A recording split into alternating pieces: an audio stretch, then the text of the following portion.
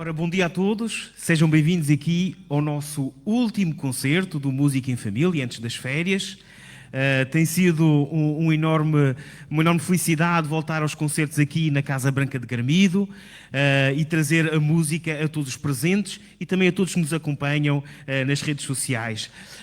Deixem-me que me apresente, sou o Nuno Jacinto, sou compositor e eu venho aqui então fazer uns pequenos comentários a este último recital, o Música em Família, uma atividade que a Banda Musical de Gondomar tem promovido e com o apoio da Câmara Municipal de Gondomar e que tem trazido aqui jovens músicos, mas música não só jovem, mas também música importante para o repertório da música da Europa, vamos dizer assim, que nós todos temos como herança. Então nós vamos ouvir aqui duas obras para esta formação que temos aqui à nossa frente, para o clarinete, para o fagote e para o piano.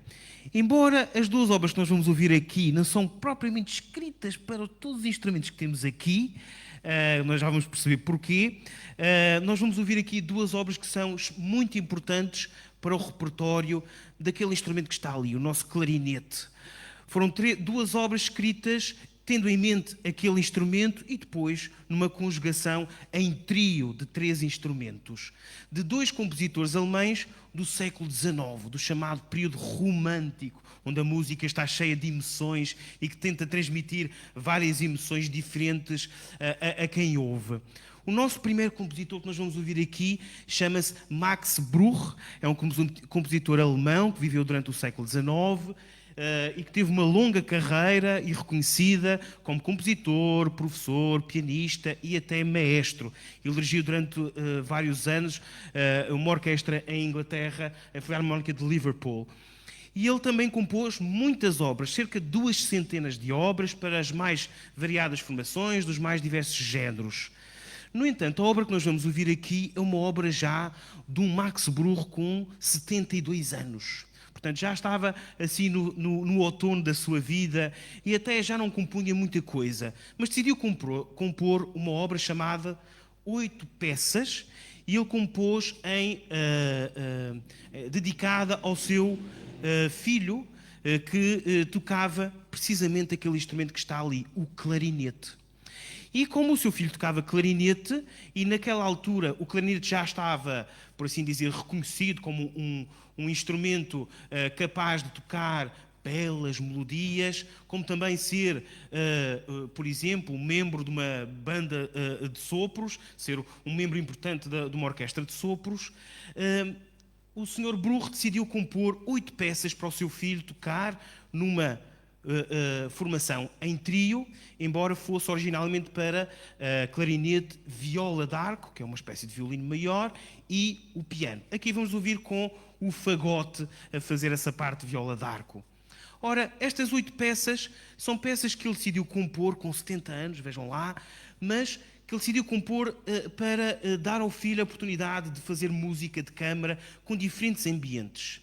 São 8 peças, nós vamos ouvir aqui 5 delas, as primeiras 5, e nós vamos perceber que são de facto 5 pérolas pequeninas, bonitas, desta música do século XIX.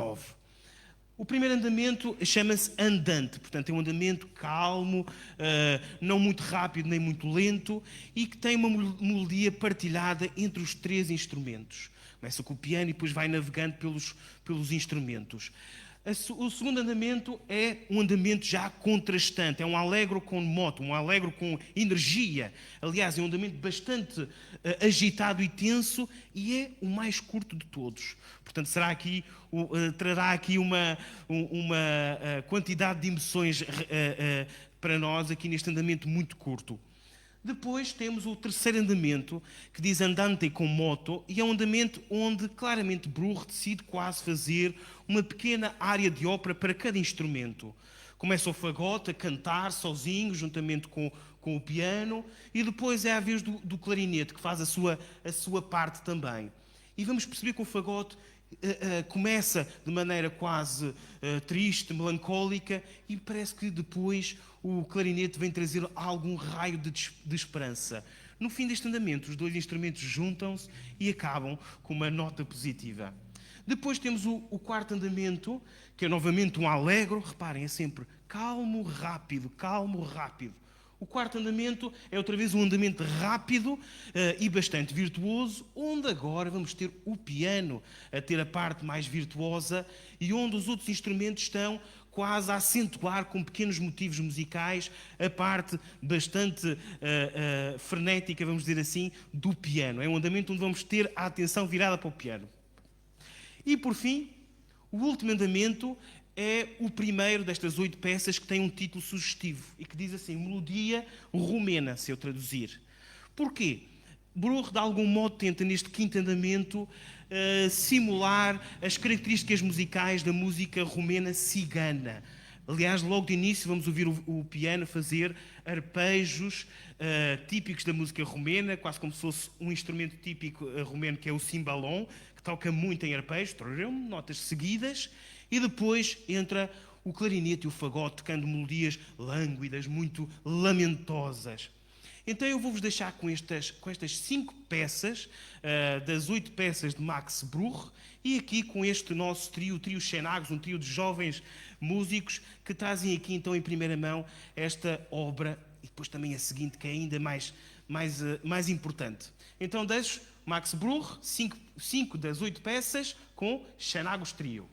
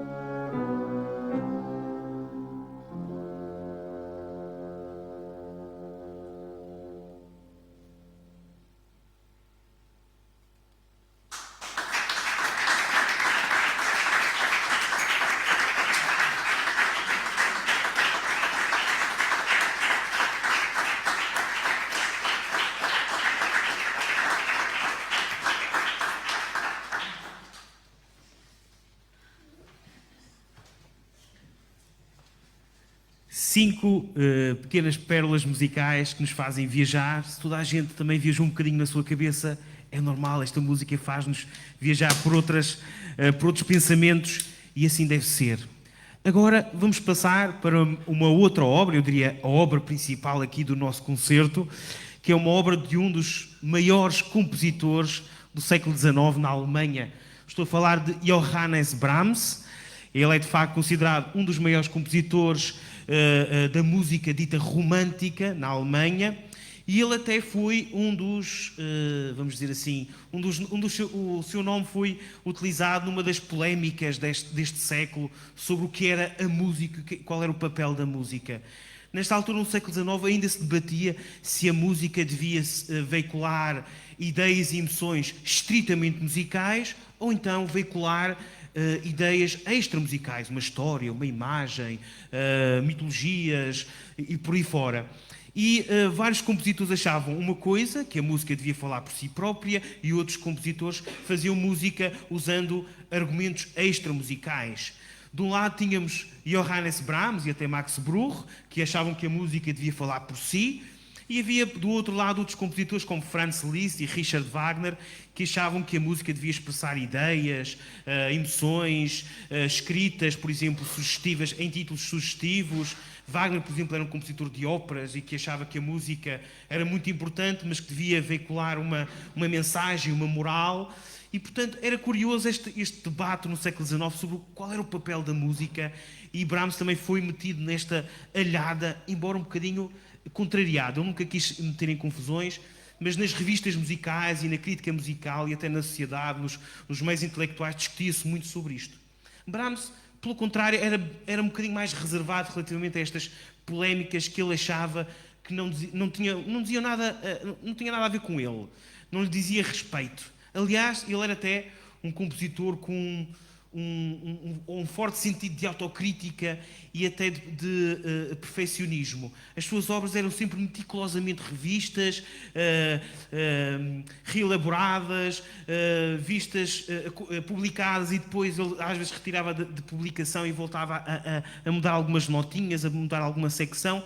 Era, de facto, um compositor muito meticuloso com a sua arte. Tanto assim que ele chegou ali à volta dos 60 anos e achou que, se calhar, era melhor reformar-me, já que as suas obras já eram reconhecidas, ele já era reconhecido como um compositor representativo da sua geração. Ele ali nos 60 anos achou que, se calhar, era o momento de se retirar, se reformar da arte de composição e assim acabar no auge. Algumas pessoas não achavam isso assim muito, muito comum até, mas ele sentia-se assim por causa da sua personalidade, por ser tão meticuloso, tão perfeccionista. Achava que, se calhar, no outono da sua vida, as suas obras também seriam de menor capacidade. Ele também achava-se assim. No entanto, nessa sua fase da vida, houve um instrumento que o chamou a atenção, nomeadamente o clarinete. Ele conheceu um grande clarinetista daquele tempo, Richard Mühlfeld. Era um grande clarinetista que, ainda por cima, gostava de tentar evoluir o clarinete. O clarinete já tinha levado algumas inovações do ponto de vista técnico, mas Mühlfeld trabalhava com alguns construtores e tentava sempre promover o instrumento e trazer repertório do seu tempo para o seu instrumento. Já tínhamos obras mais antigas, como por exemplo de Mozart, também se apaixonou pelo clarinete quando ele apareceu, e outros compositores, mas ali, a meados do século XIX, Mühlfeld queria música do seu tempo a acompanhar. E ele conheceu Brahms, nesta sua fase da vida em que pensava em reformar-se, e Brahms conheceu o instrumento e até apaixonou-se por ele. Aliás, em algumas cartas de Brahms, ele chamava o clarinete a Fraulein Clarinette, a senhora clarinete. O que é engraçado relativamente a um instrumento que nós até denominamos no masculino, não é? O clarinete.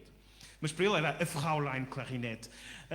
Ele apaixonou-se por este instrumento e decidiu escrever várias obras de câmara para este instrumento. E a primeira obra é a obra que nós vamos ouvir aqui, que é este trio com clarinete em Lá menor. Ele depois fez mais outras 3 obras. Ele fez um quinteto com clarinete, à semelhança de Mozart também, e depois fez 2 sonatas para clarinete e piano. Certo? Muito bem. Portanto, 4 obras dedicadas ao clarinete de Brahms e que hoje em dia são repertório incontornável para este instrumento e também para as formações de câmara que englobam o clarinete.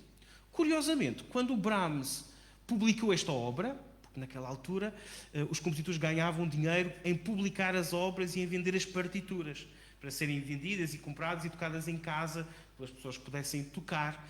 Ele também publicou uma versão em que tínhamos clarinete, violoncelo e piano, mas também ele fez uma versão que era viola d'arco, violoncelo e piano, só para ter mais vendagem. Mas diz que até foi assim um bocadinho contrariado que ele fez isso, foi um bocadinho forçado pelo editor. Mas em relação a esta obra, este trio, é uma obra extremamente importante para esta formação, inclusive com o nosso fagote. Já agora tenho que destacar aqui o fagote, porque está sempre a fazer aqui um papel de traduzir obra, partes que não são escritas para o instrumento, mas que nesta versão temos aqui um fagote que claramente substitui os instrumentos originais e de que maneira, aqui muito bem tocado.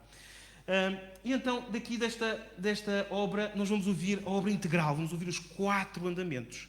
E são 4 andamentos, de facto, que vão nos fazer apaixonar novamente. Eu digo sempre novamente, porque eu apaixono-me sempre novamente pelos compositores e pelas obras.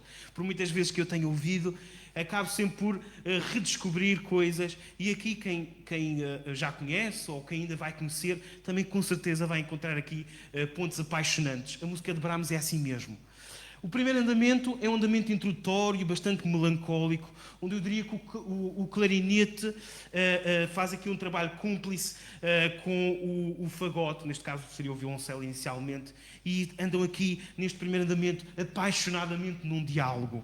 Aliás, havia um amigo de Brahms que lhe escreveu que disse que este primeiro andamento fazia-lhe lembrar quase um casal amoroso que andava ali a trocar palavras de amor, por assim dizer. O segundo andamento é um andamento mais calmo, muito mais singelo, mais simples, onde vamos ouvir aqui outra vez o clarinete a assumir a liderança. Já agora, este trio que temos aqui foi estreado com o dito clarinetista que eu vos contei, o Mühlfeld, ali no clarinete, mas aqui no piano foi com o próprio compositor, o Brahms, que sempre fazia questão de estrear as suas obras. E nota-se aqui que ele, claramente no trio, decidiu retirar um bocadinho o piano e dar um bocadinho mais destaque no clarinete. E aqui neste segundo andamento é bem mais claro. O terceiro andamento é um andamento diferente. Ele diz andantino gracioso. Gracioso. Portanto, há aqui alguma ingenuidade na música, quase uma música...